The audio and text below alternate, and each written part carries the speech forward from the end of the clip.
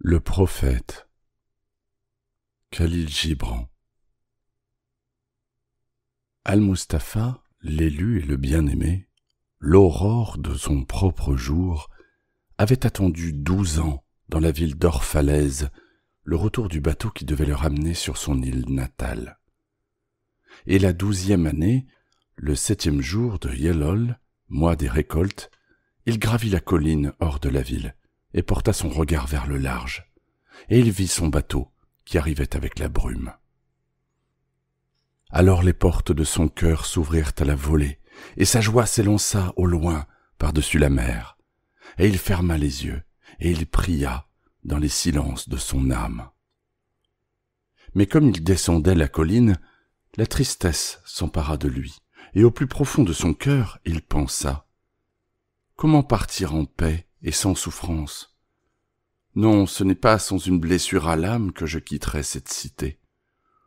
Longs auront été les jours de douleur que j'ai passés entre ces murs, longues mes nuits de solitude. Et qui peut, sans regret, s'arracher à sa douleur et à sa solitude ? Trop nombreux sont les fragments de mon âme que j'ai dispersés dans ces rues. Trop nombreux sont les enfants de mes désirs qui s'en vont nus par ces collines, et je ne peux m'en détacher sans que cela me pèse et me fasse souffrir. En ce jour, ce n'est pas un vêtement dont je me défais, mais une peau que j'arrache de mes propres mains. Ce n'est pas non plus une pensée que je laisse derrière moi, mais un cœur que la faim et la soif ont adouci. Toutefois, je ne saurais m'attarder plus longtemps. La mer m'appelle, qui appelle à soi toute chose, et je dois embarquer. Car rester, et bien que les heures brûlent dans la nuit, ce serait geler, et se cristalliser, être pris dans un moule. Tout ce qui se trouve ici, je l'emporterais volontiers. Mais comment y parvenir ? La voix ne peut emporter la langue et les lèvres qui lui ont donné des ailes. Elle doit partir seule à la recherche de l'éther. Et l'aigle doit voler seul et sans son nid au-delà du soleil. Quand il arriva au pied de la colline, il se tourna de nouveau vers la mer et vit son bateau approcher du port, avec des marins sur sa proue, des hommes de son pays. Il les appela en son âme et dit : « Fils de mon antique mère, vous, cavalier des flots, que de fois vous avez navigué dans mes rêves, et voilà que vous arrivez dans mon état de veille, qui est mon état de rêve le plus profond. Je suis prêt à partir, et mon impatience toute voile déployée attend le vent. Je prendrai juste une dernière bouffée de cet air paisible, je jetterai juste un dernier regard d'amour en arrière. Et alors je serai parmi vous, marin parmi les marins. Et toi, vaste océan, mer endormie, qui seul est paix et liberté pour la rivière et le ruisseau. Ce ruisseau n'aura fait qu'un méandre de plus dans cette clairière, il n'aura eu qu'un seul autre murmure, et alors je viendrai à toi, goutte infinie, ajoutée à l'océan infini. Et de loin, tandis qu'il marchait, il vit qu'hommes et femmes quittaient leurs champs et leurs vignes, et se hâtaient vers les portes de la cité. Et il entendit leur voix qui l'appelait par son nom, et qui criait d'un champ à l'autre, faisant passer de l'un à l'autre que son bateau arrivait. Et il dit à lui-même : le jour qui nous sépare sera-t-il le jour qui nous rassemble ? Et sera-t-il dit que le soir de ma vie était en vérité son aurore ? Et que donnerais-je à celui qui a abandonné sa charrue au milieu du sillon, ou à celui qui a arrêté la roue de son pressoir ? Mon cœur deviendra-t-il un arbre chargé de fruits que je pourrai cueillir et leur distribuer ? Et mes prières couleront-elles comme une fontaine pour que je puisse remplir leur coupe ? Suis-je une harpe que la main du Tout-Puissant peut toucher, ou une flûte que son souffle peut traverser ? Je suis un chercheur de silence, et dans ces silences, ai-je trouvé un trésor que je puisse offrir avec assurance ? Si ce jour est pour moi celui de la moisson, dans quel champ ai-je semé mon grain, et en quelle saison oublié ? Si l'heure est vraiment venue de lever ma lanterne, ce n'est pas ma flamme qui y brûlera. Vide et ténébreuse, je lèverai ma lanterne, et le gardien de la nuit l'emplira d'huile, et il l'allumera aussi. Ces choses-là, il les dit avec des mots, mais il en garda beaucoup d'autres dans son cœur. Ces choses-là, il les dit avec des mots, mais il en garda beaucoup d'autres dans son cœur, sans les dire, car même lui ne pouvait mettre en parole son secret le plus profond. Et lorsqu'il entra dans la cité, le peuple entier vint à sa rencontre, et il s'adressait à lui en criant comme d'une seule voix. Et les anciens de la cité qui précédaient la foule lui dirent « Ne nous quitte pas encore. Tu as été le midi de notre crépuscule, et ta jeunesse nous a donné des rêves à rêver. Tu n'es parmi nous ni un étranger, ni un hôte, mais notre fils et notre tendrement aimé. Ne souffre pas que nos yeux aient soif dès maintenant de ton visage. » Et les prêtres et les prêtresses lui dirent « Ne permets pas aux vagues de la mer de nous séparer maintenant, et que ces années passées parmi nous ne soient qu'un souvenir. Tu t'es promené parmi nous comme un esprit, et ton ombre a été comme une lumière sur nos visages.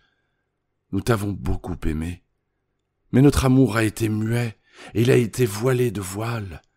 Mais maintenant il crie vers toi, et voudrait se révéler à toi. Car, comme il en a toujours été, c'est seulement à l'heure de la séparation que l'amour connaît sa propre profondeur. » Et d'autres vinrent aussi et l'implorèrent, mais il ne leur répondit pas. Il baissa seulement la tête, et ceux qui étaient près de lui virent ses larmes tomber sur sa poitrine. Et lui et le peuple, ils se rendirent sur la grande place devant le temple. Et là, une femme dont le nom était Almitra sortit du sanctuaire, et c'était une prophétesse. Et il la regarda avec une infinie tendresse, car elle avait été la première à le rechercher et à croire en lui, alors qu'il était à peine depuis un jour dans leur cité. Et elle le salua, disant « Prophète de Dieu, en quête du bien suprême, tu as longtemps cherché au loin ton navire. Et maintenant ton navire est venu, et tu dois partir, il le faut. Profonde est ta nostalgie du pays de tes souvenirs et de la demeure de tes désirs les plus élevés. Et tu ne seras pas lié par notre amour ni retenu par nos besoins, mais nous te demandons ceci. Parle-nous avant de nous quitter et offre-nous un peu de ta vérité. Et nous l'offrirons à nos enfants, et ils l'offriront à leurs enfants, et elle ne périra pas. Dans ta solitude, tu as contemplé nos journées, et dans tes veilles, tu as prêté l'oreille aux pleurs et aux rires de notre sommeil. À présent, révèle-nous donc à nous-mêmes, et dis-nous tout ce qui t'a été montré de ce qui existe entre la naissance et la mort. » Et il répondit, « Peuple d'Orphalèse, de quoi pourrais-je parler, sinon de ce qui, encore maintenant, se meut dans vos âmes ?»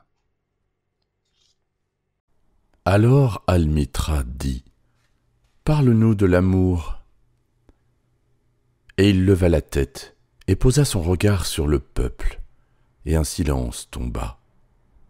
Et d'une voix puissante, il dit, « Quand l'amour vous fait signe de le suivre, suivez-le, bien que ses chemins soient rudes et escarpés.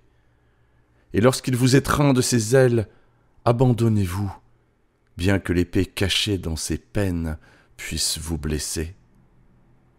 Et quand il parle, croyez en lui, bien que sa voix puisse briser vos rêves, comme le vent du nord dévaste le jardin. Car de même que l'amour vous couronne, il vous crucifiera. De même que vous lui devez de croître, vous lui devrez d'être élagué. De même qu'il s'élève jusqu'à votre hauteur et caresse vos branches les plus délicates qui frémissent au soleil, il descendra jusqu'à vos racines et les secouera là où elles s'accrochent à la terre. Comme des gerbes de blé, il vous assemble en lui. Il vous bat pour vous dénuder. Il vous passe au tamis pour vous libérer de votre bâle. Il vous passe au moulin jusqu'à vous blanchir. Il vous pétrit jusqu'à vous rendre malléable. Et alors, il vous livre à son feu sacré, afin de faire de vous le pain sacré du festin sacré de Dieu.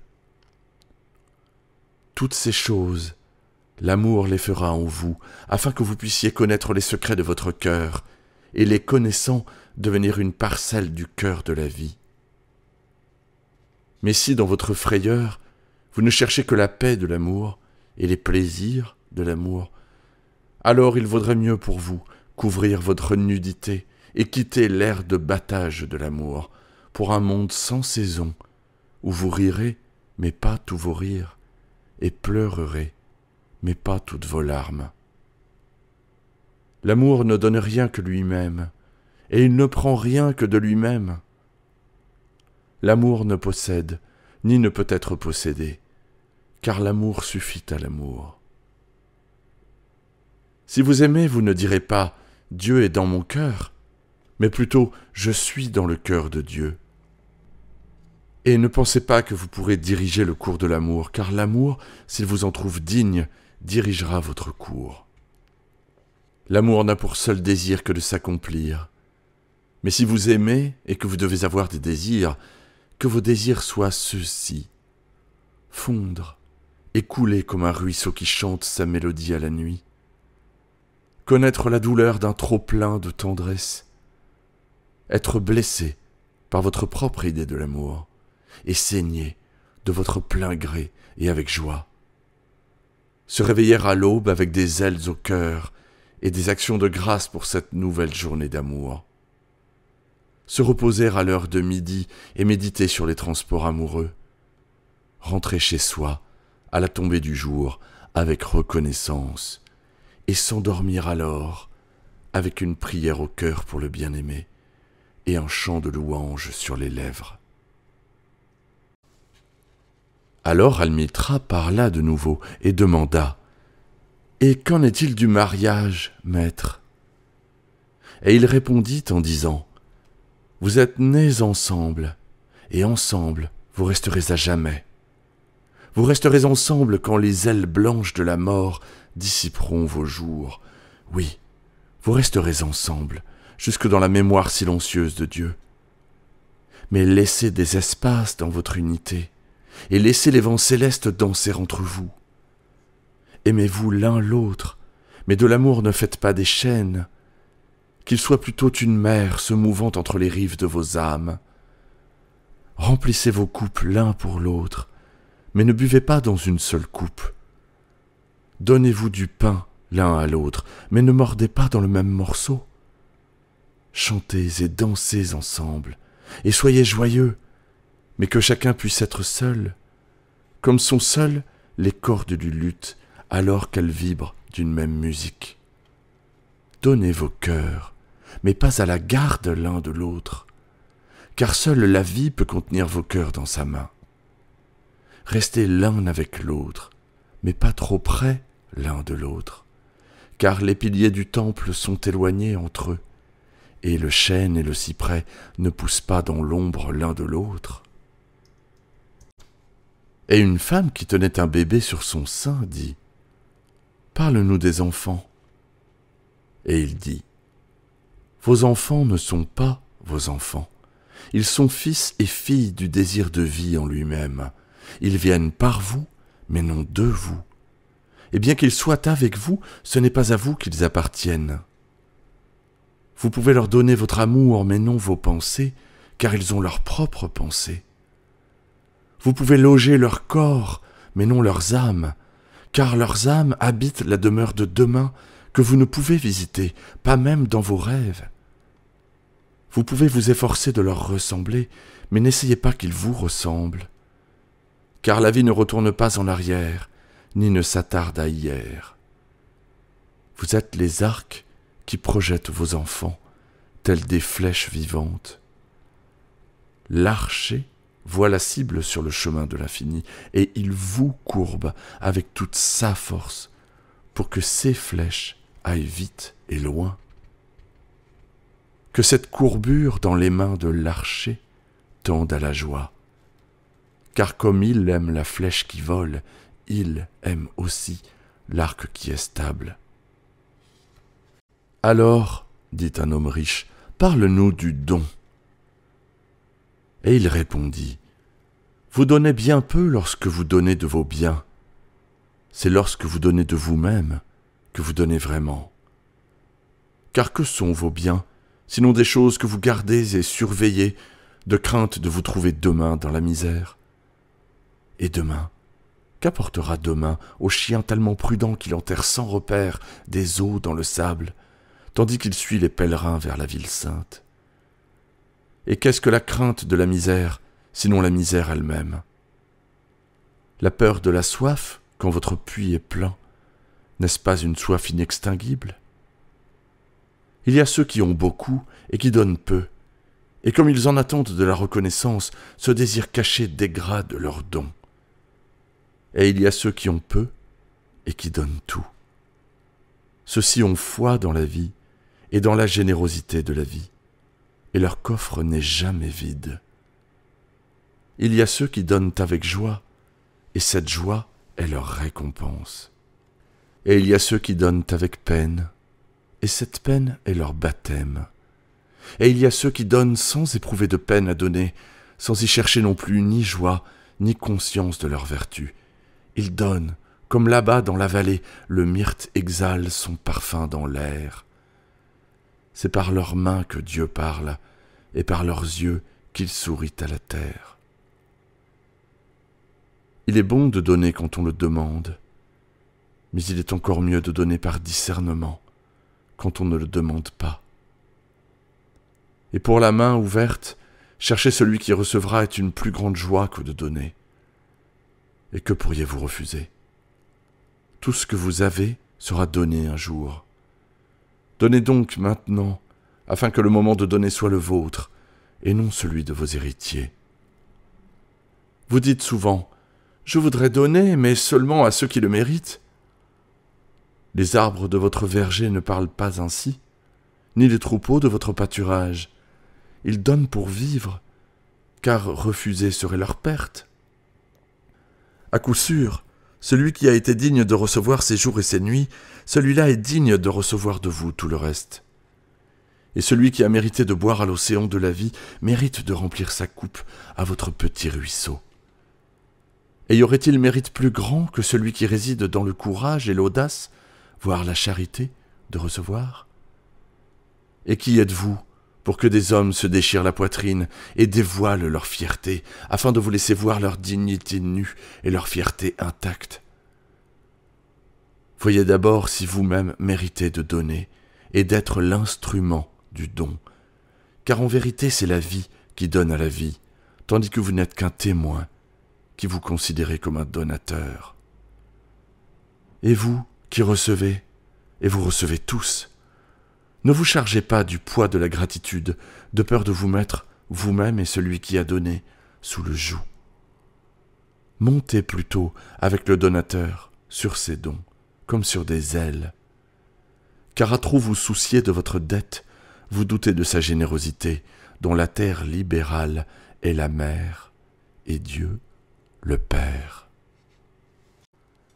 Alors un vieil homme, un tenancier d'auberge, dit « Parle-nous de nourriture et de boisson. » Et il dit « Que ne pouvez-vous vivre du parfum de la terre, et comme un épiphyte, vous nourrir de lumière? Mais puisque vous devez tuer pour manger, et dérober au nouveau-né le lait de sa mère pour étancher votre soif, faites que ce soit un acte de dévotion, et que votre table soit un autel sur lequel les purs et les innocents des forêts et des plaines soient sacrifiés à ce que l'homme a de plus pur et de plus innocent encore. Lorsque vous tuez un animal, dites-lui en votre cœur, « Par ce même pouvoir qui t'apporte la mort, je meurs moi aussi, et moi aussi je serai dévoré. Car le principe qui t'a remis dans mes mains me livrera dans des mains plus puissantes. Ton sang et mon sang ne sont rien que la sève qui nourrit l'arbre céleste. » Et lorsque vous plantez vos dents dans une pomme, dites-lui en votre cœur, tes pépins vivront en mon corps, et tes bourgeons à venir fleuriront dans mon cœur, et ton parfum sera mon haleine, et ensemble nous nous réjouirons en toute saison. Et à l'automne, lorsque vous cueillez les raisins de vos vignes pour le pressoir, dites en votre cœur, moi aussi je suis une vigne, et mes fruits seront cueillis pour le pressoir. et comme le vin nouveau, on me conservera dans des vases éternels. Et en hiver, quand vous tirez le vin, qu'il y ait pour chaque coupe un chant dans votre cœur, et que dans ce chant, on rappelle les jours d'automne, et la vigne, et le pressoir. » Alors un laboureur dit : « Parle-nous du travail. » Et il répondit, disant : « Vous travaillez pour marcher d'un même pas avec la terre et l'âme de la terre. Car rester oisif, c'est devenir étranger aux saisons, et s'écarter de la procession de la vie qui avance vers l'infini avec majesté et une orgueilleuse soumission. Lorsque vous travaillez, vous êtes une flûte, au cœur de laquelle le murmure des heures se change en musique. Qui de vous se voudrait roseau, muette et silencieux, quand tout chante à l'unisson ? Toujours on vous a raconté que le travail était une malédiction et le labeur une infortune. Mais moi, je vous dis que lorsque vous travaillez, vous accomplissez une part du rêve le plus lointain de la terre, celle qui vous a été assignée quand ce rêve est né. Et c'est en restant au travail que vous manifestez un véritable amour de la vie. Et aimer la vie dans le travail, c'est établir des liens intimes avec le plus profond secret de la vie. Mais si dans votre douleur vous nommez calamité la naissance, et malédiction inscrite sur votre front le support de la chair, alors je répondrai que seule la sueur de votre front pourra effacer ce qui y est inscrit. On vous a raconté aussi que la vie est ténèbres, et épuisé, vous faites écho à ce que disent les épuisés. Et je dis que la vie est ténèbres, en effet, sans un désir ardent, et tout désir ardent est aveugle s'il n'y a pas connaissance, et toute connaissance est vaine s'il n'y a pas travail, et tout travail est vide s'il n'y a pas amour. Et lorsque vous travaillez avec amour, vous liez vous-même à vous-même, et aux uns et aux autres, et à Dieu. Et qu'est-ce que travailler avec amour ? C'est tisser l'étoffe avec des fils tirés de votre cœur, comme si votre bien-aimé devait porter cette étoffe. C'est construire une maison avec affection, comme si votre bien-aimé devait habiter cette maison. C'est semer le grain avec tendresse et récolter la moisson avec joie, comme si votre bien-aimé devait en manger le fruit. C'est lester toute chose que vous façonnez du souffle de votre propre esprit, et savoir que tous les bienheureux morts sont là, près de vous, et vous regardent. Souvent je vous ai entendu dire, comme parlant en dormant, celui qui travaille le marbre et trouve dans la pierre la forme de son âme est plus noble que celui qui laboure la terre. Et celui qui saisit l'arc-en-ciel pour le coucher sur la toile, à la ressemblance de l'homme, vaut mieux que celui qui fabrique des sandales pour nos pieds. Mais je dis, non pas dormant, mais dans l'extrême éveil de midi, que le vent ne parle pas plus doucement aux chênes géants qu'aux plus minces de tous les brins d'herbe, et seul est grand celui qui change la voix du vent en un chant que son propre amour rend plus doux. Le travail est l'amour rendu visible. Et si vous ne pouvez travailler avec amour, mais seulement avec dégoût, il vaut mieux quitter votre travail et vous asseoir à la porte du temple et accepter l'aumône de ceux qui travaillent avec joie. Car si vous cuisez le pain avec indifférence, vous cuisez un pain plus amer qui ne satisfait qu'à moitié la faim de l'homme. Et si vous pressez le raisin à regret, votre regret distille un poison dans le vin. Et si vous chantez, fût-ce comme les anges, et n'aimez pas chanter, vous rendez l'oreille de l'homme sourde aux voix du jour et aux voix de la nuit. Alors une femme dit : « Parle-nous de la joie et de la tristesse. » Et il répondit : « Votre joie est votre tristesse sans masque, et ce même puits d'où monte votre rire a souvent été rempli de vos larmes. Et comment en serait-il autrement ? Plus la tristesse creusera profond dans votre être, plus vous pourrez contenir de joie. La coupe qui contient votre vin n'est-elle pas justement la coupe qui a été cuite dans le four du potier ? Et le luth qui apaise votre esprit, n'est-il pas fait justement d'un bois évidé avec des couteaux? Lorsque vous êtes joyeux, regardez au plus profond de votre cœur, et vous découvrirez que c'est seulement ce qui vous a donné de la tristesse qui vous donne de la joie. Et lorsque vous serez envahi de tristesse, regardez de nouveau dans votre cœur, et vous verrez qu'en vérité, vous pleurez pour ce qui avait fait vos délices. Quelques-uns d'entre vous disent « La joie est plus grande que la tristesse », et d'autres disent « Non, c'est la tristesse qui est la plus grande ». Mais je vous le dis, elles sont inséparables, elles viennent ensemble, et quand l'une est assise seule avec vous à votre table, n'oubliez pas que l'autre est endormie sur votre lit. En vérité, comme les balances, vous êtes suspendus entre votre tristesse et votre joie. C'est seulement lorsque vous êtes vide que vous êtes immobile et à l'équilibre. Quand pour peser son or et son argent, le gardien du trésor vous soulève, votre joie ou votre tristesse doit alors s'élever ou tomber.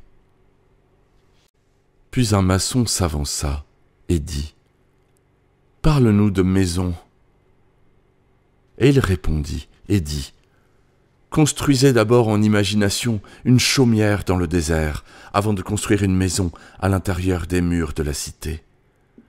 Car comme il en est qui retournent au pays à leur crépuscule, ainsi fait le voyageur en vous, toujours seul et au loin. Votre maison est votre corps élargi.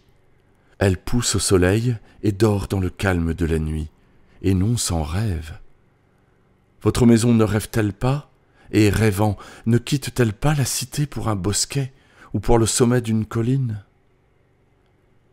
Que ne puis-je rassembler vos maisons dans ma main, et comme le semeur, les disperser dans la forêt et la prairie? Que les vallées soient vos rues, et les verts chemins vos ruelles, que vous puissiez vous chercher l'un l'autre à travers les vignes, et rentrer avec un parfum de terre dans vos vêtements. Mais ces choses-là ne sont pas pour maintenant. La peur a poussé vos aïeux à vous rassembler trop serrés, et cette peur durera encore quelque temps. Les murs de votre cité sépareront encore quelque temps vos foyers de vos champs. Et dites-moi, peuple d'Orphalaise, que se trouve-t-il dans ces maisons?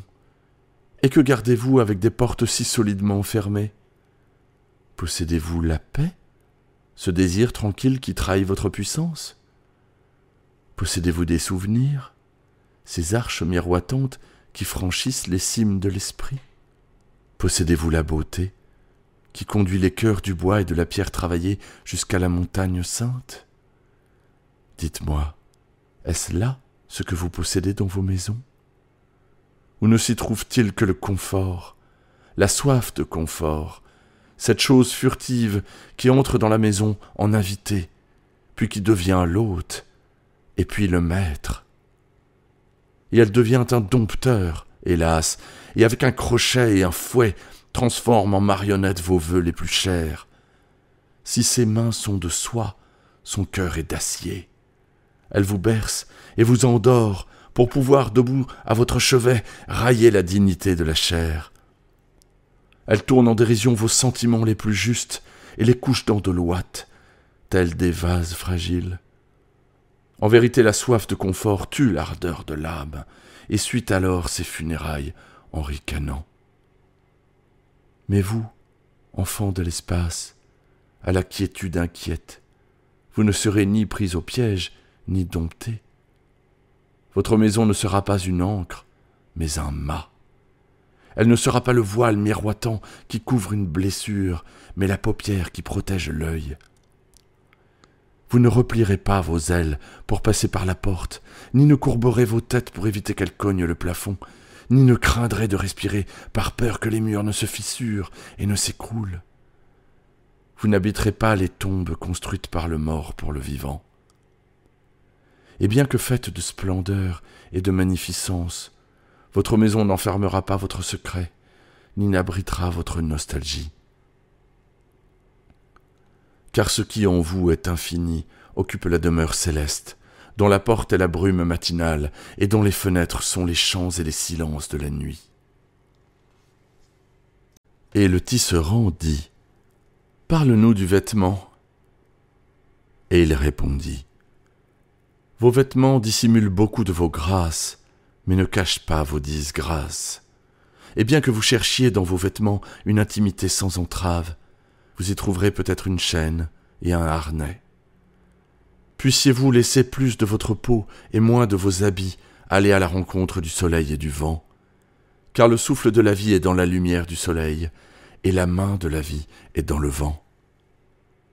Certains d'entre vous disent, « C'est le vent du nord qui a tissé les habits que nous portons. » Et moi je dis, « Oui, ce fut le vent du nord, mais la honte a été son métier, et le ramollissement des nerfs a été son fil. Et son travail accompli, il rit dans la forêt. » N'oubliez pas que la pudeur est un bouclier contre l'œil de l'impur. Et lorsque l'impur ne sera plus, que deviendra la pudeur, sinon une entrave et une souillure de l'esprit? Et n'oubliez pas que la terre prend plaisir à sentir vos pieds nus, et que les vents aspirent à jouer avec vos cheveux. Et un marchand dit, « Parle-nous de l'achat et de la vente. » Et il répondit et dit, « Pour vous, la terre produit ses fruits, et vous ne serez pas dans le besoin si vous savez comment remplir vos mains. C'est en troquant les dons de la terre que vous trouverez l'abondance et serez rassasiés. Mais si l'échange n'est pas fait avec amour et en bonne justice, alors il mènera les uns à la cupidité et les autres à souffrir de la faim. Quand vous, rudes travailleurs de la mer, des champs et des vignes, rencontrez sur la place du marchand les tisserands et les potiers et les collecteurs d'épices, invoquez alors le maître esprit de la terre, qu'il vienne parmi vous et sanctifie les balances et les calculs qui mesurent les valeurs d'entre elles. Et ne souffrez pas que participent à vos transactions ceux qui ont les mains vides, car ils vendraient des maux en échange de votre travail. À ces hommes-là, vous direz, « Venez avec nous au champ, ou suivez nos frères jusqu'à la mer et jetez votre filet, car la terre et la mer seront généreuses pour vous, comme pour nous. » Et si viennent des chanteurs et des danseurs et des joueurs de flûte, achetez aussi de leurs dons, car eux aussi sont des collecteurs de fruits et d'encens, et bien que confectionnés de rêves, ce qu'ils apportent est habits et nourriture pour votre âme. Et avant de quitter la place du marché, veillez à ce que personne ne s'en aille les mains vides, car le maître esprit de la terre ne dormira pas en paix sur le vent, tant que les besoins du dernier d'entre vous n'auront pas été satisfaits. Alors un des juges de la cité s'avança et dit, « Parle-nous du crime et du châtiment. » Et il répondit, disant, « C'est lorsque votre esprit va errant sur le vent que vous, seul et inattentif, commettez une faute envers les autres, et donc envers vous-même. Et pour cette faute commise, vous devrez frapper à la porte des élus et rester un moment ignoré. Pareil à l'océan est votre moi divin. Il reste à jamais pur et sans tache, et pareil à l'éther, il ne soulève que les zélés. De même, pareil au soleil est votre moi divin. Il ne connaît pas les chemins de la taupe, ni ne cherche les trous du serpent. Mais votre moi divin n'habite pas seul votre être. Une grande part de vous est encore homme, et une grande part de vous n'est pas encore homme. Mais un pygmée informe, qui marche endormi dans la brume, en quête de son propre réveil. Et de l'homme qui est en vous, je voudrais parler maintenant, car c'est lui, et non votre moi divin, ni le pygmée dans la brume, qui connaît le crime et le châtiment du crime. Je vous ai souvent entendu parler de celui qui a commis une faute, comme s'il n'était pas l'un d'entre vous, mais un étranger parmi vous, et un intrus dans votre monde.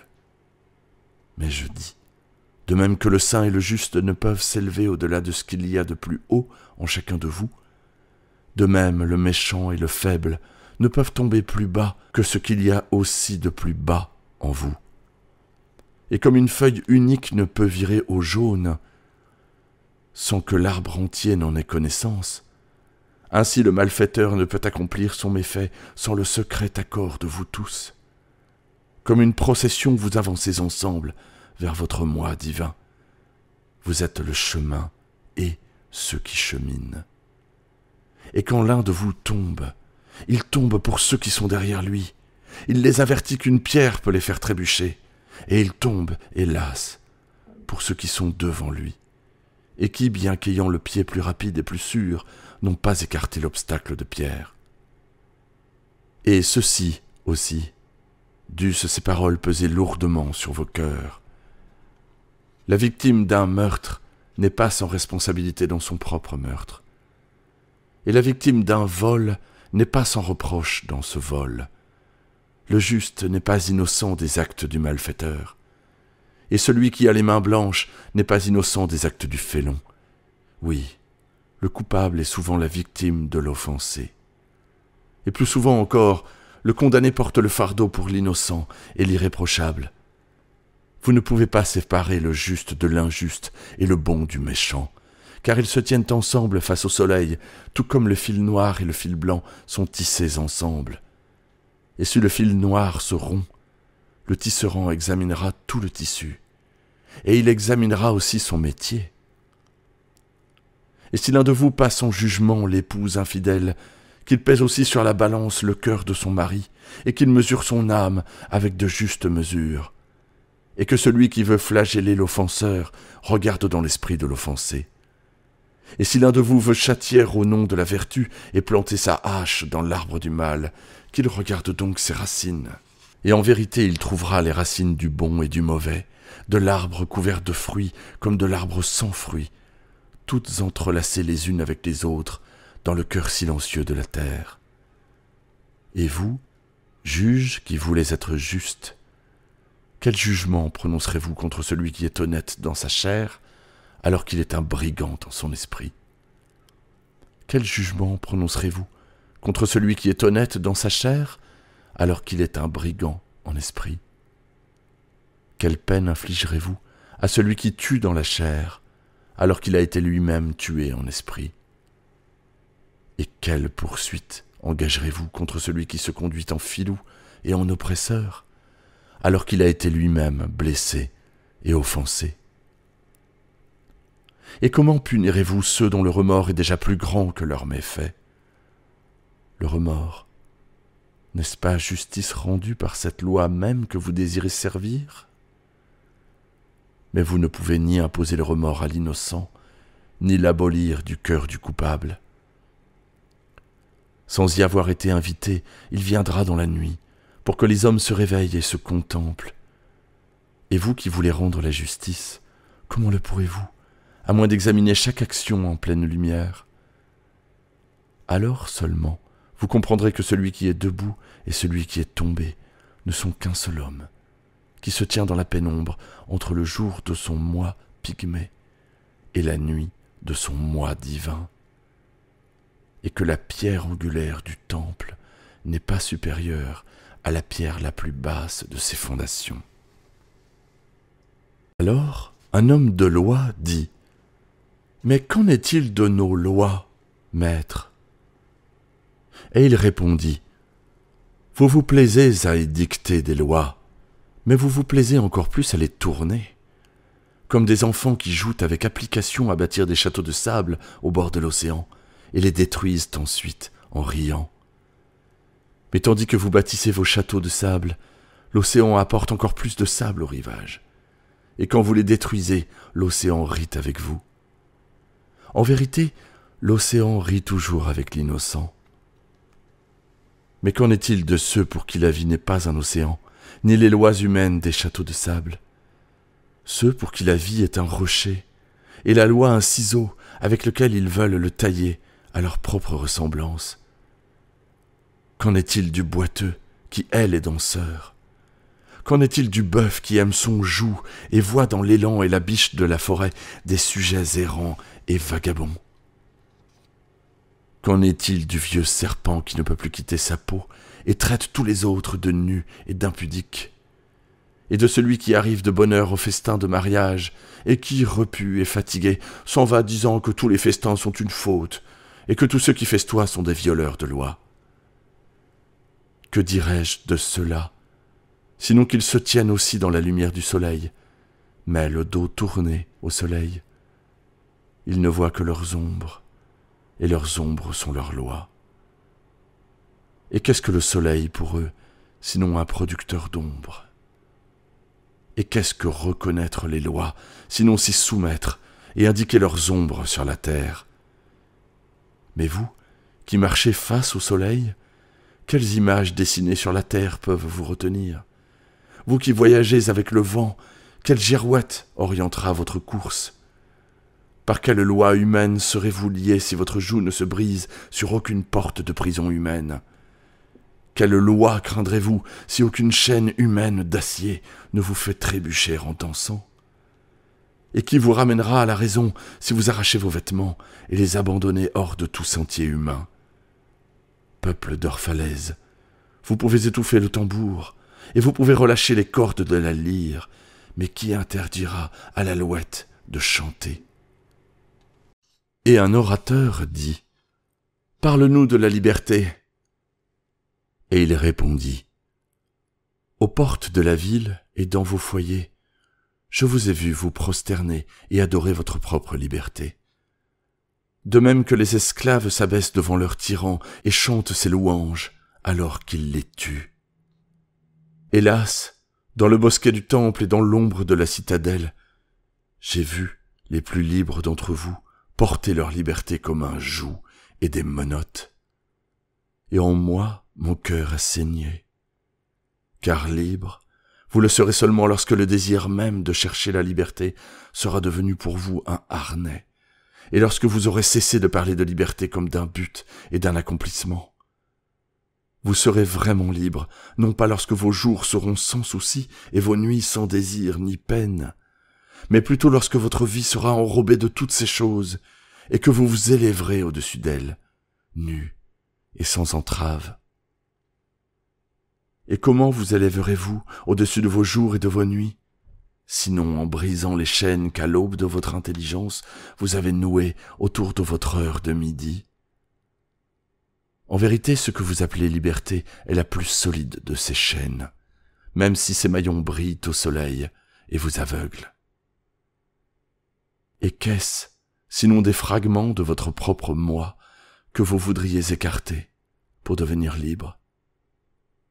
Si c'est une loi injuste que vous voulez abolir, cette loi a été écrite de votre propre main sur votre propre front. Vous ne pourrez pas l'effacer en brûlant vos livres de loi, ni en lavant les fronts de vos juges, quand bien même vous y déverseriez la mer. Et si c'est un despote que vous voulez détrôner, veillez d'abord à ce que son trône érigé en vous soit détruit. Car comment le tyran pourrait-il dominer l'homme libre et fier, si dans sa liberté ne se trouvait une tyrannie et dans sa fierté un déshonneur? Et si c'est une inquiétude dont vous voulez vous délivrer, cette inquiétude a été choisie par vous, plutôt qu'imposée à vous. Et si c'est une crainte que vous voulez dissiper, le siège de cette crainte est dans votre cœur, et non pas dans la main que vous craignez.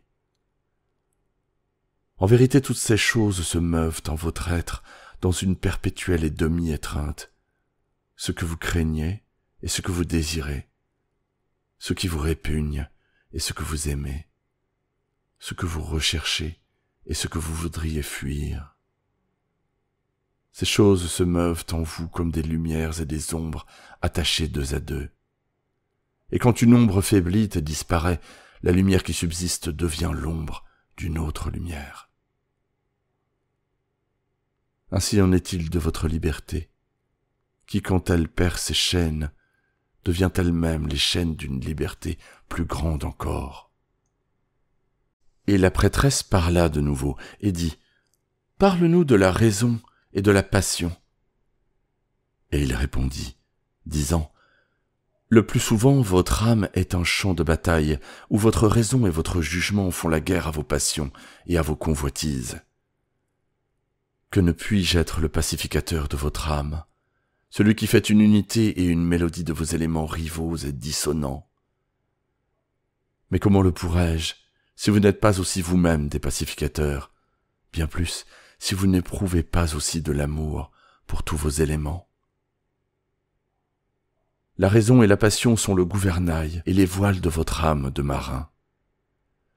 Que vos voiles ou votre gouvernail viennent à céder, vous ne pourrez plus que tanguer et aller à la dérive, ou vous maintenir à l'arrêt au milieu des mers.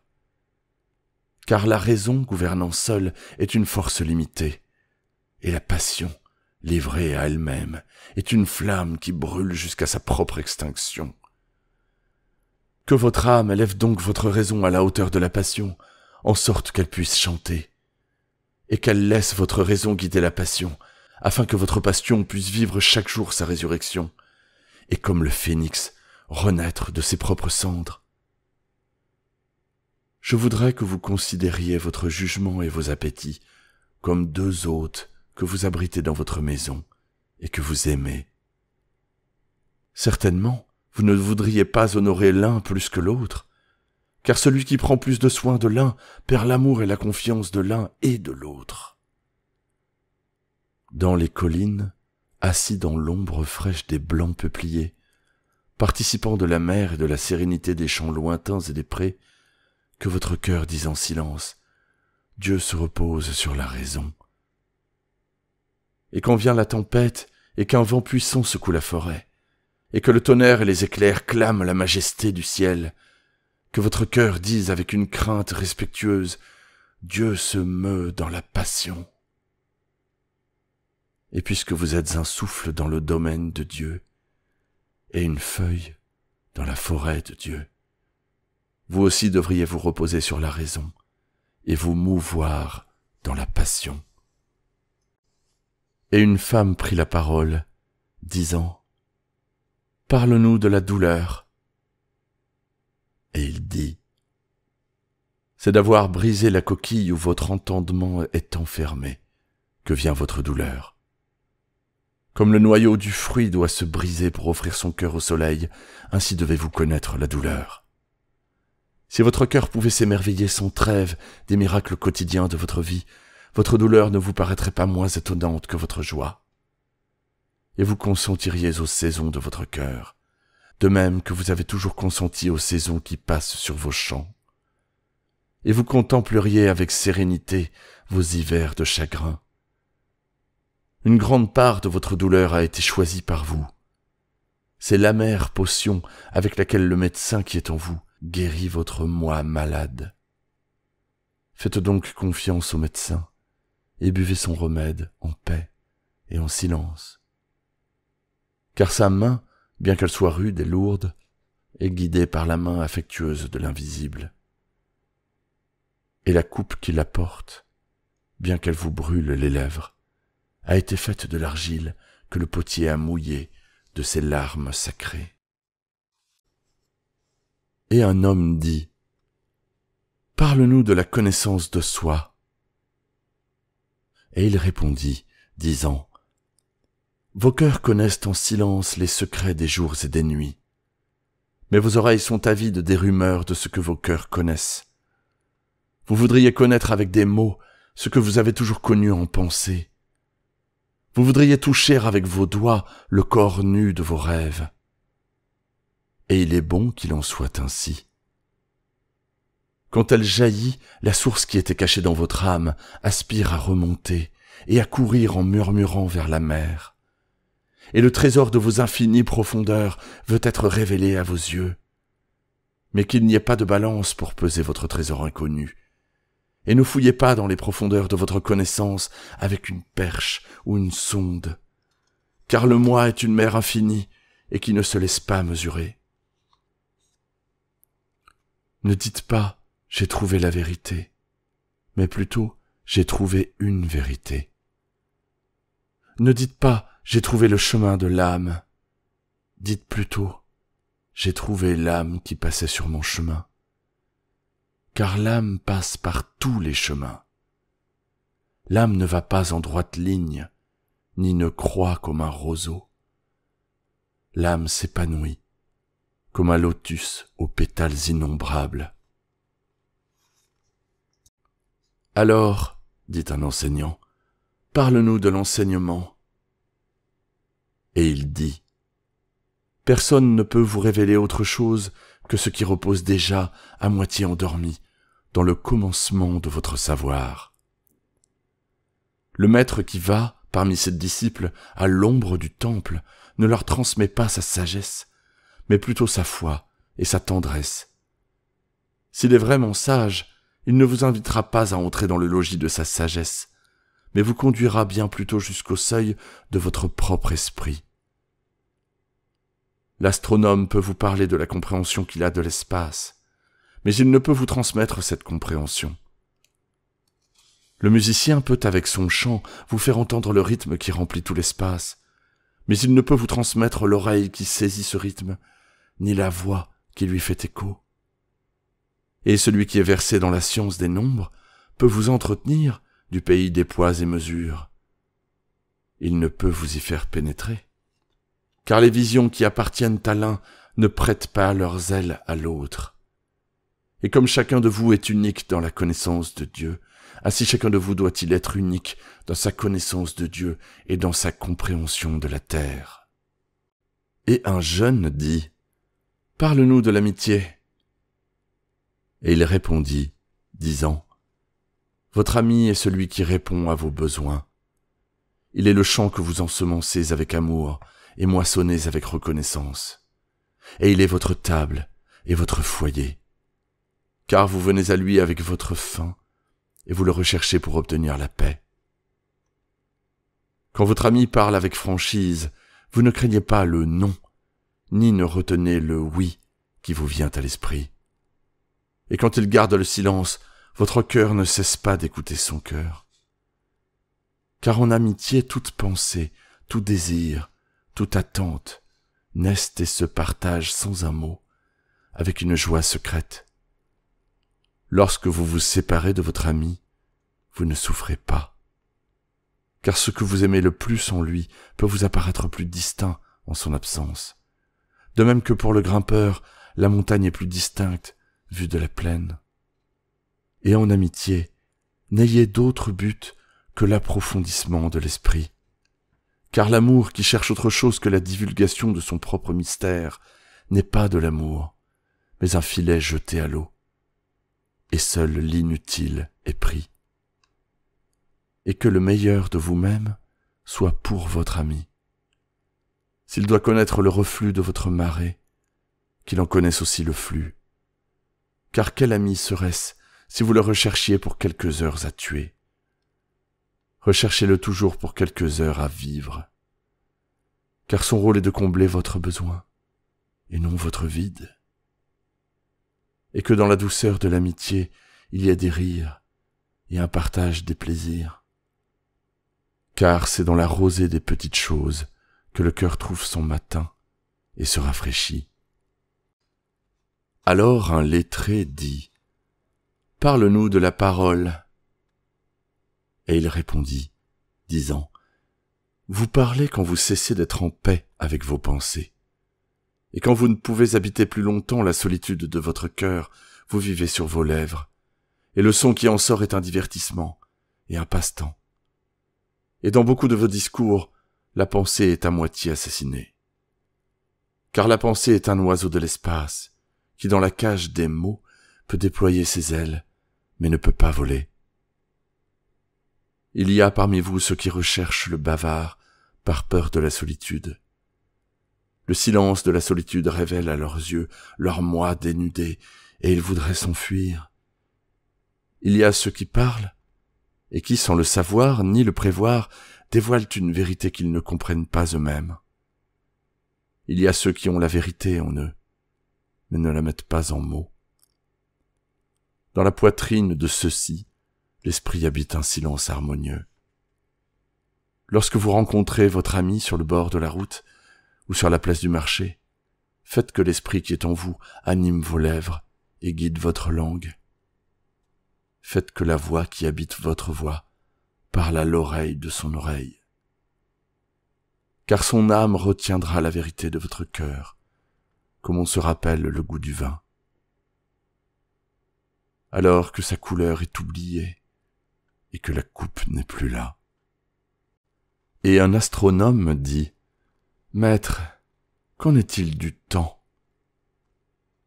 Et il répondit « Vous voudriez mesurer le temps qui est sans mesure et incommensurable. Vous voudriez adapter votre conduite et même diriger le cours de votre esprit selon les heures et les saisons. Du temps, vous voudriez faire un ruisseau et le regarder couler, assis sur sa rive. Pourtant, l'intemporel en vous est conscient de l'intemporalité de la vie et sait qu'aujourd'hui n'est que la mémoire d'hier et demain le rêve d'aujourd'hui. Et que ce qui en vous chante et contemple est encore retenu dans les limites de ce premier instant qui dispersa les étoiles dans l'espace. Qui de vous ne sent pas que sa puissance d'amour est sans limite? Et pourtant, qui ne sent que ce même amour, bien qu'illimité, inclus au centre de son être, ne va pas d'une pensée d'amour à une pensée d'amour, ni d'actes d'amour à d'autres actes d'amour? Et le temps n'est-il pas, comme l'amour, indivisible et immuable? Mais si dans votre pensée, il vous faut mesurer le temps en saisons, que chaque saison englobe toutes les autres saisons, et que le présent embrasse le passé avec sa mémoire, et le futur avec convoitise. Et l'un des anciens de la cité dit « Parle-nous du bien et du mal. » Et il répondit « Du bien qui est en vous, je peux parler, mais non du mal. Car qu'est-ce que le mal, sinon le bien torturé par sa propre faim et sa propre soif?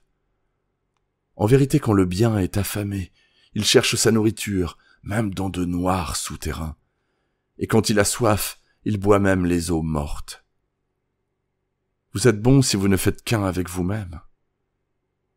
Cependant, si vous ne faites pas qu'un avec vous-même, vous n'êtes pas mauvais, car une maison divisée n'est pas une antre de brigands, ce n'est qu'une maison divisée. Et un bateau sans gouvernail peut errer sans but au milieu d'îles périlleuses et cependant ne pas sombrer par le fond. Vous êtes bon si vous vous efforcez de donner de vous-même. Cependant, vous n'êtes pas mauvais si vous cherchez un profit pour vous-même. Car quand vous vous efforcez de tirer un profit, vous n'êtes rien d'autre qu'une racine qui s'accroche à la terre et suce son sein. Il est certain que le fruit ne peut pas dire à la racine « Sois comme moi, mûr et plein, et donnant toujours avec abondance. » Car pour le fruit, donner est un besoin, comme recevoir est un besoin pour la racine. Vous êtes bon si vous discourez pleinement éveillé. Cependant, vous n'êtes pas mauvais si vous dormez alors que votre langue s'agite sans but. Vous êtes bon si vous discourez pleinement éveillé. Cependant, vous n'êtes pas mauvais si vous dormez alors que votre langue s'agite sans but. Et même un discours chancelant peut tonifier une langue sans force. Vous êtes bon si vous marchez fermement et d'un pas hardi vers votre but. Cependant, vous n'êtes pas mauvais si vous y allez en boitant. Même ceux qui boitent ne reculent pas. Mais vous qui êtes vifs et forts, veillez à ne pas boiter devant les infirmes, prenant cela pour de la gentillesse. Vous êtes bon par d'innombrables chemins, et vous n'êtes pas mauvais quand vous n'êtes pas bon. Vous êtes seulement traînard et paresseux. Dommage que les cerfs ne puissent enseigner la vitesse aux tortues. Votre bonté réside dans votre désir d'un moi géant, et ce désir est en vous tous. Mais chez quelques-uns d'entre vous, ce désir est un torrent qui se précipite violemment vers la mer, emportant les secrets des collines et les champs de la forêt. Et chez d'autres, c'est un ruisseau étale qui se perd en angles et en courbes et traîne avant d'atteindre le rivage. Mais que celui qui désire beaucoup ne dise pas à celui qui désire peu, « Pourquoi es-tu lent et hésitant ?» Car celui qui est vraiment bon ne demande pas à celui qui est nu, « Où est ton vêtement ?» ni au sans-logis, Qu'est-il arrivé à ton logis? »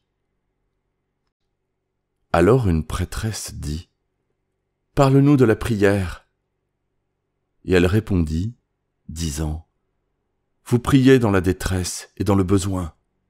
Que ne priez-vous aussi dans la plénitude de la joie et dans les jours d'abondance? Car qu'est-ce que la prière, sinon l'expansion de votre être dans l'éther vivant?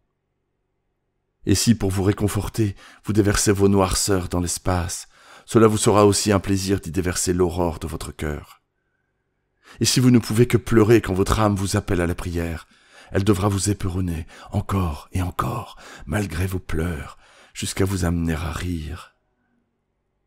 Lorsque vous priez, vous vous élevez pour rencontrer dans les airs ceux qui prient à cette même heure, et que, sauf en prière, vous ne pourriez pas rencontrer. Que votre venue dans ce monde invisible soit donc pure extase et douce communion. Car si vous entrez dans ce temple sans autre but que de solliciter, vous ne recevrez pas. Et si vous y entrez pour vous humilier, on ne vous relèvera pas. Ou même si vous y entrez pour mendier au bénéfice des autres, vous ne serez pas entendu. Qu'il vous suffise d'entrer dans le temple invisible. Je ne peux pas vous enseigner à prier avec des mots. Dieu n'écoute pas les mots, sauf quand lui-même les prononce par vos lèvres. Et je ne peux pas vous enseigner la prière des mers et des forêts et des montagnes. Mais vous qui êtes issus des montagnes et des forêts et des mers, vous trouverez leur prière dans votre cœur. Et seulement si vous tendez l'oreille dans la nuit tranquille, vous les entendrez dire en silence. Et seulement si vous tendez l'oreille dans la nuit tranquille, vous les entendrez dire en silence. Notre Dieu, qui est notre moi ailé, c'est ta volonté en nous qui veut, c'est ton désir en nous qui désire. C'est sous ta pression que nos nuits, qui sont tiennes, se changent en jours, qui sont tiens aussi. Nous ne pouvons rien te demander, car tu connais nos besoins avant qu'ils ne naissent en nous. Tu es notre besoin.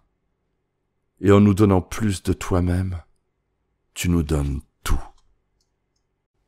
Puis un ermite, qui venait une fois l'an à la ville, s'avança et dit, « Parle-nous du plaisir. »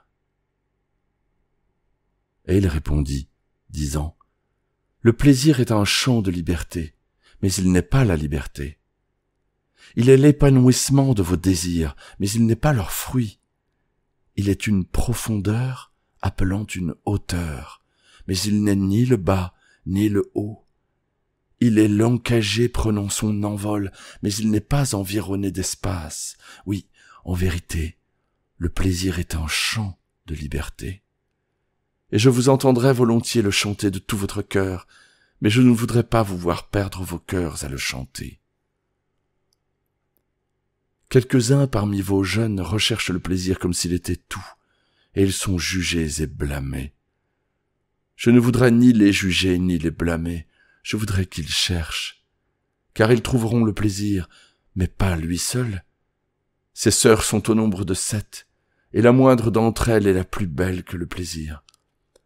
Ses sœurs sont au nombre de 7, et la moindre d'entre elles est plus belle que le plaisir. N'avez-vous pas entendu parler de l'homme qui creusait la terre à la recherche de racines et trouva un trésor? Et certains de vos anciens se rappellent avec regret leur plaisir comme de fautes commises en état d'ivresse. Mais le regret est un obscurcissement de l'esprit, et non un châtiment. Ils devraient se rappeler leur plaisir avec la même gratitude que la récolte d'un été. Cependant, si pour eux le regret est un réconfort, qu'ils soient réconfortés.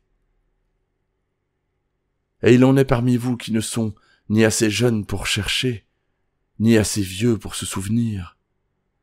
Et dans leur crainte de la recherche et du souvenir, ils fuient tout plaisir, voulant éviter de négliger l'esprit ou de l'offenser. Mais leur plaisir est dans ce renoncement même. Et c'est ainsi qu'eux aussi découvrent un trésor, alors qu'ils cherchaient des racines de leurs mains tremblantes. Mais dites-moi, quel est celui qui peut offenser l'esprit? Le rossignol offense-t-il la paix de la nuit, ou la luciole les étoiles? Et votre flamme, ou votre fumée est-elle un fardeau pour le vent? Pensez-vous que l'esprit soit un étang tranquille que vous pouvez agiter avec un bâton? Et vous refusant le plaisir, vous ne faites souvent qu'entreposer le désir dans les replis de votre être. Qui sait si ce qui semble omis aujourd'hui n'attend pas à demain? De même, votre corps connaît son héritage et ses justes besoins, et ne se laissera pas tromper. Et votre corps est la harpe de votre âme, et c'est à vous d'en tirer des sons confus ou de la douce musique. Et maintenant, vous vous demandez en votre cœur, comment distinguerons-nous dans le plaisir ce qui est bon et ce qui n'est pas bon? Allez dans vos champs et vos jardins, et vous apprendrez que l'abeille a plaisir à collecter le miel de la fleur, mais que c'est aussi le plaisir de la fleur que de livrer son miel à l'abeille. Car pour l'abeille, la fleur est fontaine de vie, et pour la fleur, l'abeille est messagère d'amour, et pour les deux, fleur et abeille, donner et recevoir. Le plaisir est un besoin et un ravissement. Peuple d'Orphalaise, soyez dans vos plaisirs comme la fleur et l'abeille. Et un poète dit, « Parle-nous de la beauté. » Et il répondit, « Où chercherez-vous la beauté, et comment la trouverez-vous si elle n'est pas elle-même votre route et votre guide? Et comment parlerez-vous d'elle si elle ne tisse pas elle-même votre discours? Les affligés et les offensés disent « La beauté est douce et bonne, comme une jeune mère un peu embarrassée par sa propre fierté, elle se promène parmi nous. » Et les passionnés disent « Non, la beauté est affaire de puissance et de terreur, comme la tempête, elle secoue la terre sous nos pieds et le ciel sur nos têtes. » Les fatigués et les épuisés disent « La beauté est un doux murmure, elle parle en notre esprit.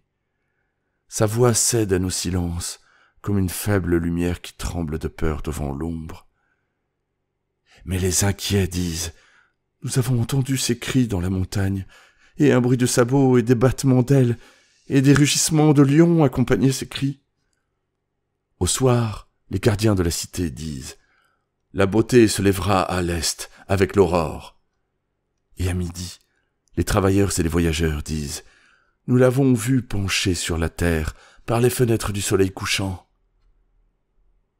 En hiver, ceux qui sont bloqués par la neige disent « Elle viendra avec le printemps en bondissant par-dessus les collines. » Et dans l'ardeur de l'été, les moissonneurs disent « Nous l'avons vue danser avec les feuilles d'automne, et nous avons vu de la neige danser dans ses cheveux. »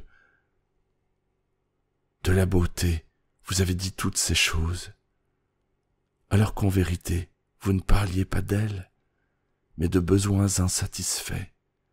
Et la beauté n'est pas un besoin, mais un ravissement. Ce n'est pas une bouche assoiffée, ni une main vide et tendue, mais plutôt un cœur enflammé et une âme enchantée. Ce n'est pas l'image que vous voudriez voir, ni le chant que vous voudriez entendre, mais plutôt l'image que vous voyez, bien que vous fermiez les yeux, et le chant que vous entendez, bien que vous fermiez les oreilles. Ce n'est pas la sève dans les sillons de l'écorce, ni une aile rattachée à une serre, mais plutôt un jardin à jamais en fleurs, et une volée d'anges à jamais en vol. Peuple d'Orphalaise, la beauté est la vie lorsque la vie dévoile son divin visage. Mais vous êtes la vie, et vous êtes le voile. La beauté est l'éternité se regardant elle-même dans un miroir. Mais vous êtes l'éternité, et vous êtes le miroir. Et un vieux prêtre dit « Parle-nous de religion. » Et il dit « Ai-je parlé aujourd'hui d'autre chose? La religion n'est-elle pas toute action et toute réflexion? Et tout ce qui n'est ni action ni réflexion, mais merveille et surprise jaillissant sans cesse de l'âme, même alors que la main taille la pierre ou tend le métier? Qui peut distinguer sa foi de ses actes, ou sa conviction de ses occupations? Qui peut étaler ses heures devant lui et dire « Ceci est pour Dieu, et ceci pour moi-même, ceci pour mon âme, et ceci pour mon corps ». Toutes vos heures sont des ailes qui battent à travers les airs, entre soi et soi. Celui qui porte sa moralité comme son plus beau vêtement ferait mieux d'aller nu. Le soleil et le vent ne feront pas d'accroc dans sa peau. Et celui qui règle sa conduite sur des principes moraux met en cage son oiseau chanteur. Le plus libre, ce n'est pas le chant qui s'échappe des barreaux et des grilles. Et celui pour qui la dévotion est une fenêtre, à ouvrir mais aussi à fermer, n'a pas encore visité la maison de son âme aux fenêtres ouvertes, de l'aurore à l'aurore. Votre vie de chaque jour est votre temple et votre religion. Lorsque vous y entrez, prenez-vous tout entière avec vous. Prenez la charrue et la forge et le maillet et le luth, les objets que vous avez façonnés par nécessité ou par plaisir. Car en rêverie, vous ne pouvez vous élever au-dessus de vos réalisations, ni tomber plus bas que vos échecs. Et prenez avec vous tous les hommes. Car en votre dévotion, vous ne pouvez voler plus haut que leurs espoirs, ni vous abaisser plus bas que leur désespoir. Et si vous voulez connaître Dieu, ne vous posez pas en interprète d'énigmes. Regardez plutôt autour de vous, et vous le verrez, jouant avec vos enfants. Et regardez vers l'espace, vous le verrez, marchant sur un nuage, les bras ouverts au milieu des éclairs et descendant en pluie. Vous le verrez, souriant parmi les fleurs, puis se levant et agitant ses mains dans les arbres. Alors Almitra parla, disant « Nous voudrions maintenant t'interroger sur la mort. » Et il dit « Vous voudriez connaître le secret de la mort, mais comment le trouverez-vous si vous ne le cherchez pas au cœur de la vie ? Le hibou, aveugle au jour et dont la vue se limite à la nuit, ne peut vous dévoiler le mystère de la lumière. Si vous voulez vraiment apercevoir l'âme de la mort, ouvrez grand votre cœur au corps de la vie. Car la vie et la mort sont un, comme sont un le ruisseau et la mer. Votre connaissance silencieuse de l'au-delà repose au plus profond de vos espoirs et de vos désirs. Et comme la graine qui rêve sous la neige, votre cœur rêve de printemps. Ayez foi en vos rêves, car c'est en eux que se cache la porte de l'éternité. Votre crainte révérentielle de la mort est pareille au tremblement du berger devant le roi qui va poser sa main sur lui pour l'honorer. Sous ce tremblement, le berger n'est-il pas heureux de ce qu'il va porter la marque du roi? Mais n'en est-il pas moins conscient de son tremblement? Car qu'est-ce que mourir, sinon rester nu dans le vent et se fondre dans le soleil? Et qu'est-ce que cesser de respirer, sinon libérer son souffle de ces marées agitées, pour qu'il s'élève et se répande, et cherche Dieu à son aise? C'est seulement lorsque vous aurez bu à la rivière du silence que vous pourrez vraiment chanter. Et quand vous aurez atteint le sommet de la montagne, alors vous pourrez commencer à grimper. Et quand la terre exigera vos membres, alors vous pourrez vraiment danser. Et maintenant le soir était venu.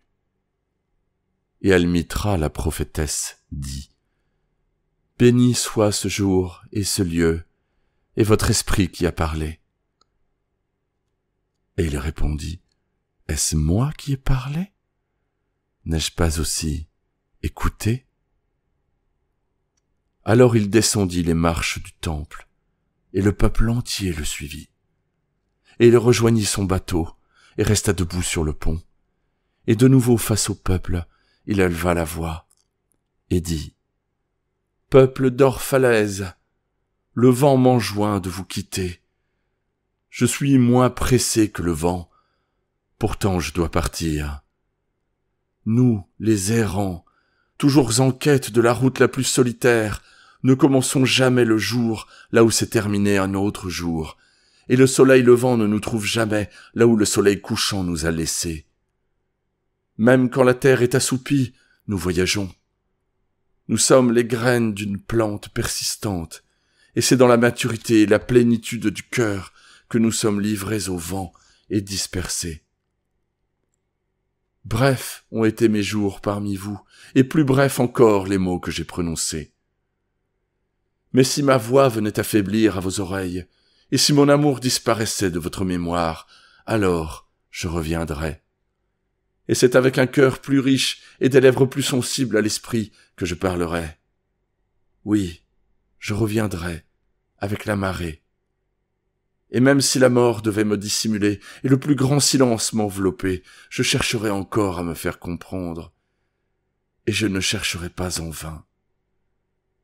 Et si ce que j'ai dit est la vérité, cette vérité se fera connaître d'une voix plus claire et avec des mots plus familiers à vos pensées. Je pars avec le vent, peuple d'Orphalaise, mais non pour m'enfoncer dans le vide. Et si ce jour n'est pas l'accomplissement de vos aspirations et de mon amour, qu'il soit alors la promesse d'un autre jour. Les aspirations de l'homme changent, mais pas son amour, ni le désir qu'il a de voir son amour satisfaire ses aspirations. Sachez donc que du plus grand silence, je reviendrai. La brume qui se dissipe à l'aube, ne laissant que la rosée dans les champs, s'élève et forme un nuage et tombe ensuite en pluie. Et je n'ai pas été très différent de la brume. Dans le silence de la nuit, j'ai marché dans vos rues, et mon esprit est entré dans vos maisons. Et vos cœurs battaient dans mon cœur, et votre haleine était sur mon visage, et je vous connaissais tous. Oui, je connaissais vos joies et vos peines, et dans votre sommeil, vos rêves étaient mes rêves. Et en votre sein, j'étais souvent un lac au sein de la montagne. Je reflétais vos sommets et vos virages en pente, et même le défilé des troupeaux de vos pensées et de vos désirs. Et vers mon silence arrivait en ruisseau le rire de vos enfants, et en rivière le désir de vos jeunes gens. Et quand ils m'atteignaient au tréfonds, les ruisseaux et les rivières ne cessaient pourtant pas de chanter. Mais quelque chose vint à moi, encore plus doux que le rire, et plus vif que le désir. C'était l'infini en vous, l'homme immense, dans lequel vous n'êtes tous que cellules et tendons. Lui, dans le chant duquel tous vos chants ne sont que vibrations silencieuses. C'est dans l'homme immense que vous êtes immense, et c'est en le voyant lui que je vous ai vu, et que je vous ai aimé. Car quelle distance l'amour peut-il parcourir qui ne soit pas dans cette immense sphère? Quelle vision, quels espoirs et quelles suppositions peuvent outrepasser ce vol? Pareil à un chêne géant couvert de fleurs de pommier, cet homme immense est en vous. Sa puissance vous attache à la terre, son parfum vous transporte dans les airs, et sa résistance vous rend immortel. On vous a dit que, pareil à une chaîne, vous êtes aussi faible que votre maillon le plus faible. Ceci n'est que la moitié de la vérité. Vous êtes de même aussi fort que votre maillon le plus fort. Vous mesurer à l'aune de votre action la plus infime, c'est évaluer la puissance de l'océan à partir de la fragilité de son écume. Vous jugez sur vos échecs, c'est reprocher aux saisons leur inconstance. Oui, vous êtes pareil à l'océan. Et bien que des bateaux lourdement chargés attendent la marée le long de vos côtes, pareils à l'océan, vous ne pouvez cependant pas hâter vos marées. Et vous êtes aussi pareils aux saisons. Et même si en hiver, vous niez votre printemps, le printemps qui repose en vous sourit malgré tout dans sa somnolence, et n'en est pas offensé. Ne pensez pas que je vous dis ces choses afin que vous puissiez vous répéter l'un à l'autre. Il a fait de nous un bel éloge, il n'a vu en nous que le bon. Je ne fais pour vous que mettre en mots ce que vous-même connaissez en pensée. Et qu'est-ce que la connaissance par le mot, sinon l'ombre de la connaissance sans le mot? Vos pensées et vos mots sont les ondes d'une mémoire scellée qui consigne nos hier et les jours anciens, alors que la terre ne connaissait ni elle, ni nous, et les nuits, alors que la terre tournait dans le chaos. Des sages sont venus vous donner de leur sagesse. Je suis venu vous prendre de votre sagesse. Et voilà que j'ai trouvé ce qui est plus grand que la sagesse.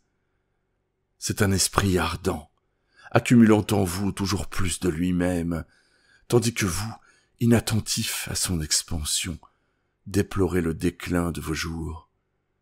C'est la vie en quête de la vie dans les corps que la tombe effraie. Il n'y a pas de tombes ici. Ces montagnes et ces plaines sont un berceau et une pierre de guet.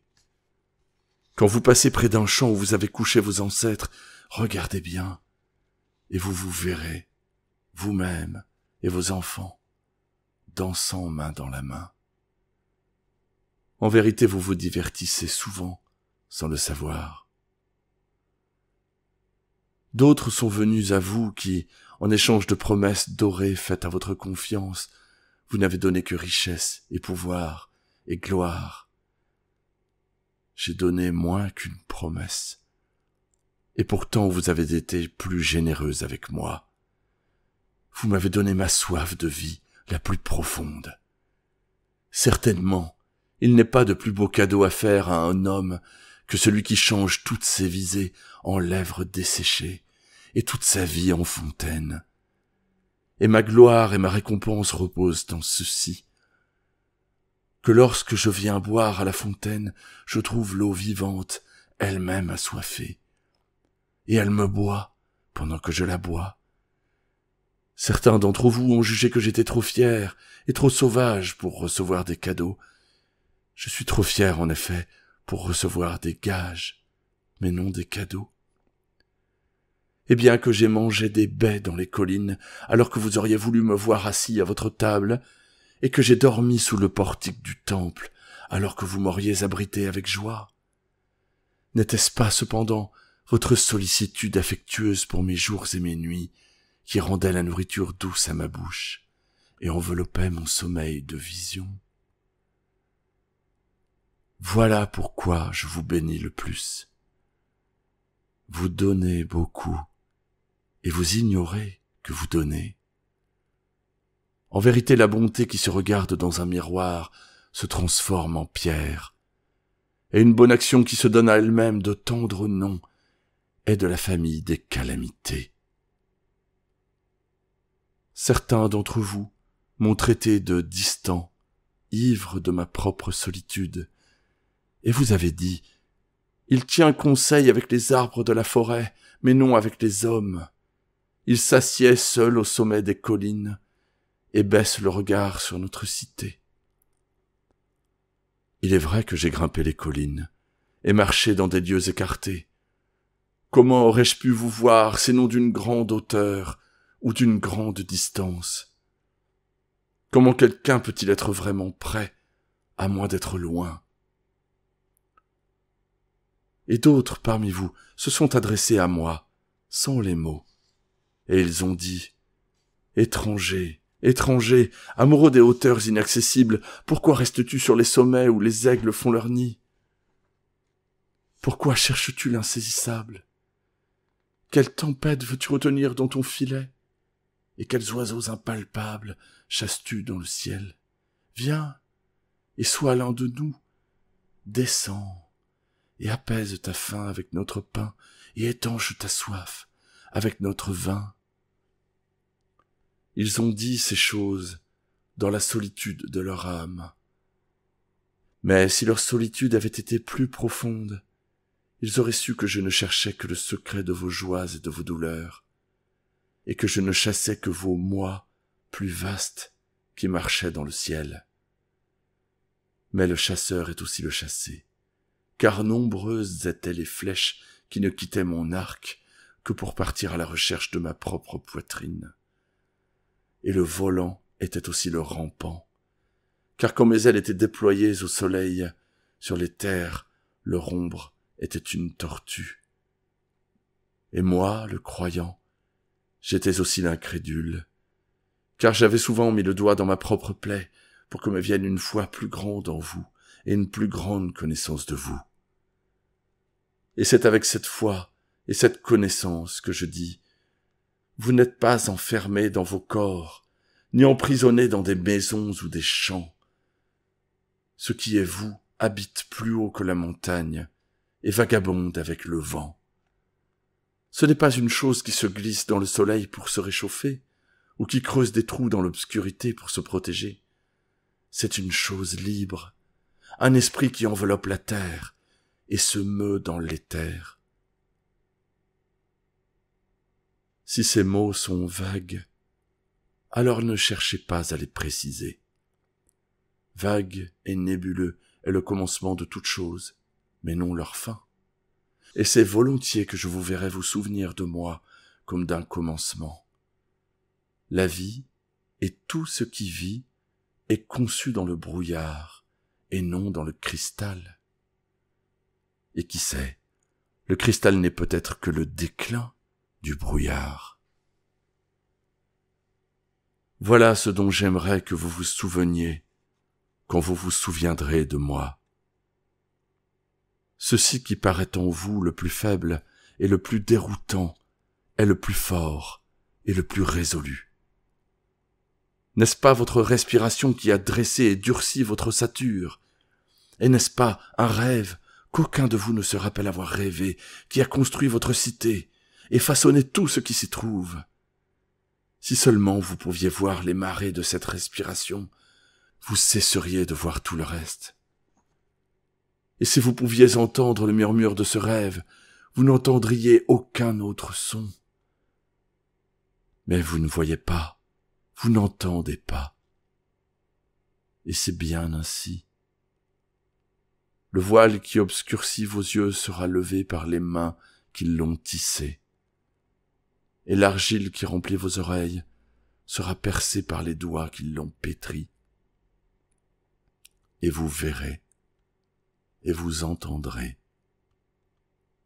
Mais vous ne déplorerez pas d'avoir connu la cécité, ni ne regretterez d'avoir été sourd, car en ce jour vous connaîtrez la fin cachée de toute chose, et vous bénirez l'obscurité, comme vous béniriez la lumière. Ayant dit ces choses, il regarda autour de lui, et il vit le pilote de son navire, debout à la barre, l'œil tantôt sur les voiles pleines et tantôt sur l'horizon. Et il dit, « Patient, combien patient est le capitaine de mon bateau !» Le vent souffle et les voiles s'agitent, le gouvernail lui-même réclame sa direction. Mais, paisible, mon capitaine me laisse à mon silence. Et mes marins, ceux qui avaient écouté le chœur de la grandiose mer, m'avaient écouté patiemment, eux aussi. Ils ne vont plus attendre longtemps maintenant. Je suis prêt. Le ruisseau a atteint la mer, et une fois encore, la mer splendide serre son fils sur son sein. Adieu à vous, peuple d'Orphalaise. Ce jour est fini.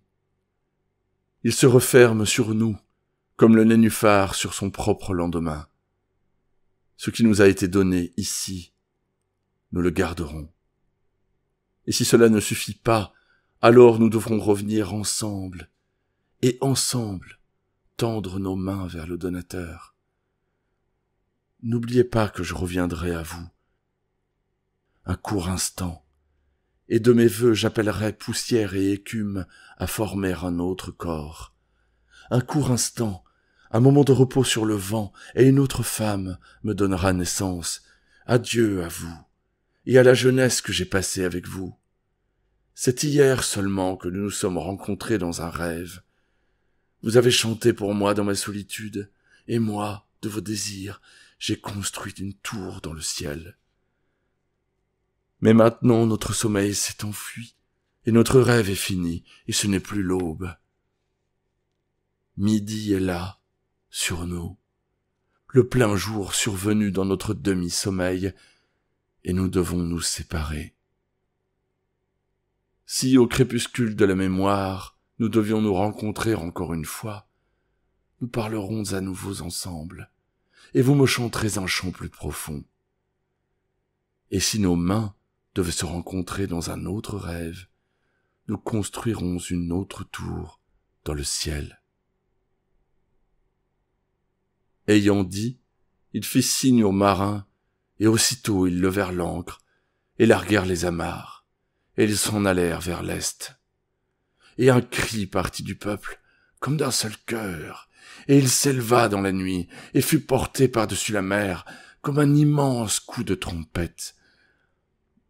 Seule Almitra resta silencieuse, et suivit le bateau des yeux, jusqu'à ce qu'il se soit évanoui dans la brume. Et alors que tout le peuple s'était dispersé, elle restait là, encore, seule sur la jetée, rappelant en son cœur ce qu'il avait dit. Un court instant, un moment de repos sur le vent, et une autre femme me donnera naissance.